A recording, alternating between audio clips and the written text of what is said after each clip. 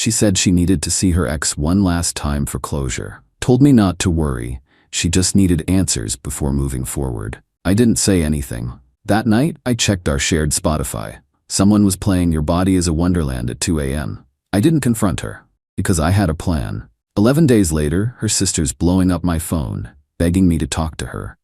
We never expect the person we love to be the one who hurts us the most. But life's funny that way, isn't it?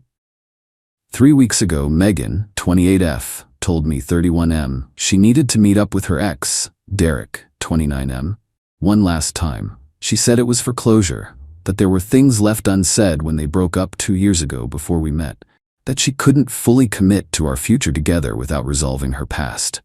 It's just coffee, she said, squeezing my hand. I need to look him in the eye, get some answers, and then I can move forward with us. Don't worry. So I didn't. Or at least I pretended not to. Actually, I thought it was pretty mature. We'd been together for almost 2 years, living together for 8 months. Things were serious. We talked about marriage. I even had a ring hidden in my desk drawer at work. Megan and I met at a charity run.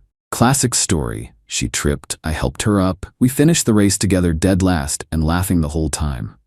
She was brilliant, ambitious, finishing her MBA while working full-time as a marketing coordinator. I'm a software developer, steady job, good benefits. We fit. We shared everything. Netflix, Hulu, Amazon, Spotify, modern relationship stuff, practical, efficient. The night she went to meet Derek, she texted saying she'd be home late. Lots to talk about. Don't wait up. I said no problem, and went to bed early with a book, but I didn't sleep. At 1:48 a.m. I got restless. Checked our location sharing. Her location was paused. Weird. Then, out of habit, I opened Spotify to play some sleep sounds. That's when I saw it. Currently playing on Megan's iPhone, Your Body is a Wonderland, John Mayer. Not exactly a song you play while getting closure. I stared at my phone for a long time. Then I took a screenshot, closed the app, and tried to sleep. She came home at 4:17 a.m. I pretended to be asleep when she crawled into bed. She smelled like alcohol and unfamiliar cologne. The next morning, she acted completely normal. Told me they'd talked through their issues, gotten closure, and now she felt much better, ready to move forward. With me, I smiled and kissed her forehead. That's great, babe. Here's the thing she didn't know. I'd been silently working for months to help her land a job at Nexus Technologies. The same company where Derek worked. The same company she'd been obsessing over since before we met. Dream job, doesn't even cover it. Nexus was her white whale. And coincidentally, my Uncle Martin was their CTO. I'd never told Megan about this connection.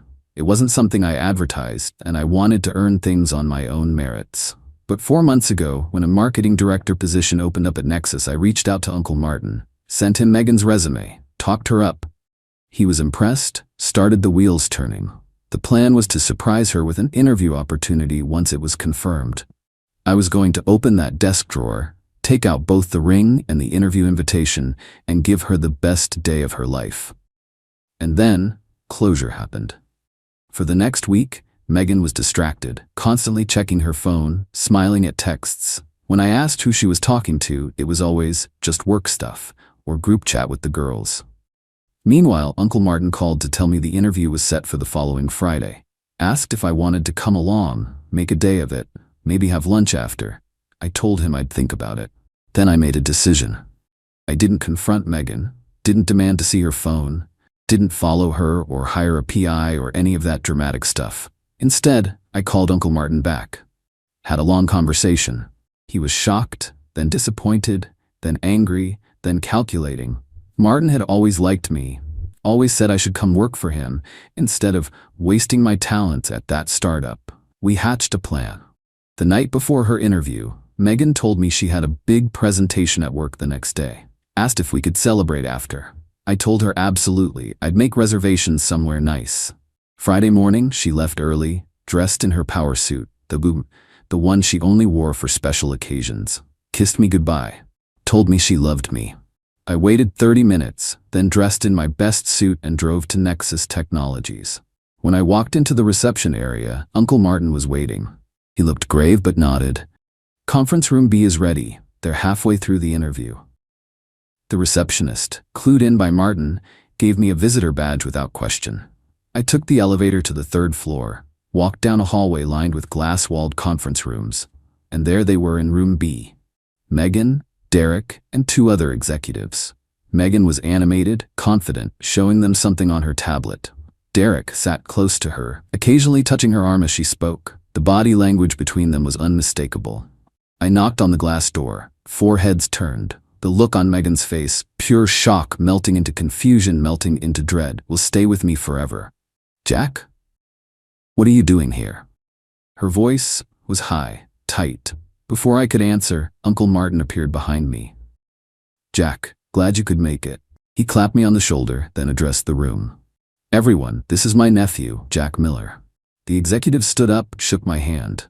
Derek went pale. "Sorry I'm late," I said, sitting down directly across from Megan. "Traffic was terrible. Please continue." Megan's presentation faltered. Her hand shook slightly as she tried to return to her PowerPoint.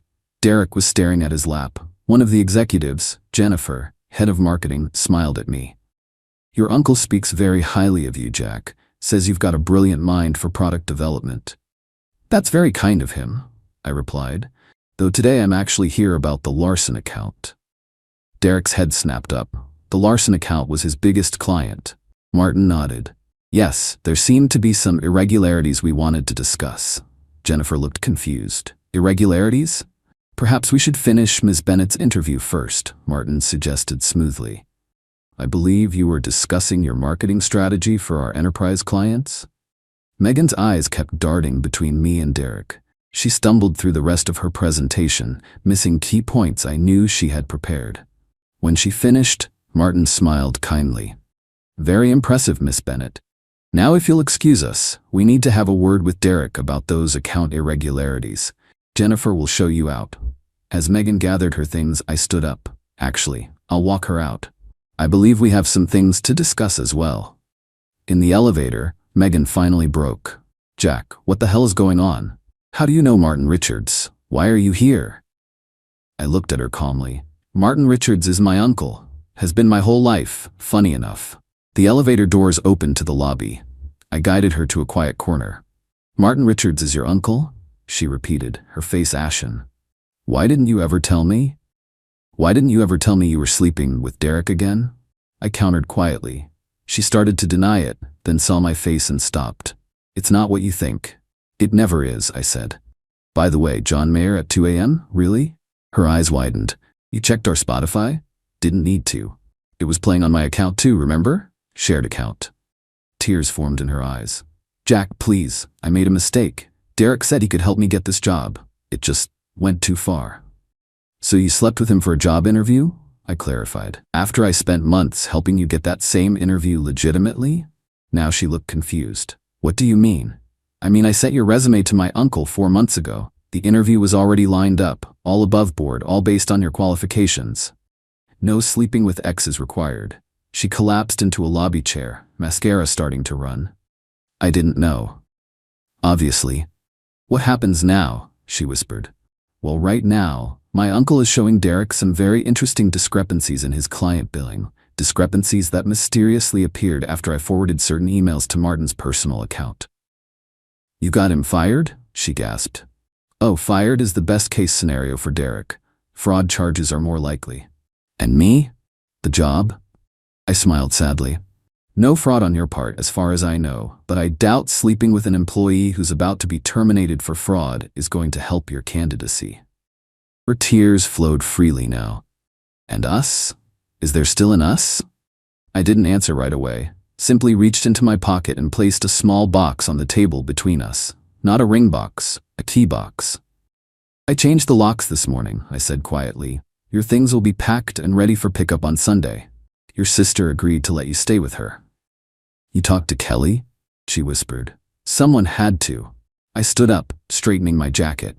"I should get back upstairs. They might need my statement about when I first noticed the accounting irregularities." As I walked away, she called after me. "Jack, please, I love you." I turned back one last time. You know what's sad? I actually believe that. Goodbye, Megan. The aftermath was messy, as these things always are. Derek was indeed fired, and Nexus's legal team was building a case against him. Apparently, he'd been embezzling from client accounts for months. Megan moved in with her sister Kelly. I heard through mutual friends she got a job at a smaller marketing firm. Not her dream job, but something. It's been 11 days since then. Kelly's been blowing up my phone for the past 3 days.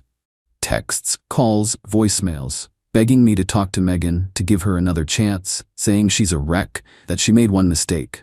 But here's the thing about mistakes. Some you can come back from, and some change everything forever.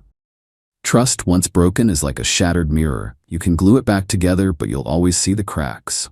Last night, I finally answered one of Kelly's calls. "She's my sister," Kelly pleaded. "I have to try. She's absolutely devastated." "I understand," I said, "but this isn't just about the cheating. It's about who she revealed herself to be when she thought I wasn't looking. She says she'll do anything to fix this." "There's nothing to fix, Kelly. It's already done." After we hung up, I opened Spotify and created a new account. Some things aren't meant to be shared anymore. The ring is back in my drawer at work. Maybe someday it'll find the right finger. For now, it's just a reminder that sometimes the worst betrayals lead to the best revelations. Would I have preferred to never know what Megan was capable of? Sometimes. Ignorance can be bliss. But then I think about living my life with someone who could lie so easily, who could betray me so completely, and I realize I got lucky. I found out before I put that ring on her finger, before we signed a mortgage, before we had kids. Sometimes the most painful moments are actually life's greatest mercies in disguise. Update. Okay, I'm blown away by the response to this post. Thanks for all the support and advice. A few things to clarify. Yes, Derek is facing potential criminal charges. The irregularities I noticed weren't made up. He'd actually been skimming from accounts for months, and when I overheard Megan on the phone with him one night, she thought I was asleep. I got suspicious and did some digging. As for Megan, she's still at her sister's place. Kelly has stopped calling me. Apparently Megan finally told her the whole truth, and Kelly was pretty disgusted. She actually called to apologize for pressing me to reconcile. Some of you asked if I regret helping get Derek in trouble with the company. The answer is no. What happened between him and Megan was painful for me personally, but what he was doing to the company and its clients was legitimately criminal. He made his choices. I'm doing better each day. Joined a rock climbing gym, focusing on myself. Life goes on. Sometimes it even gets better.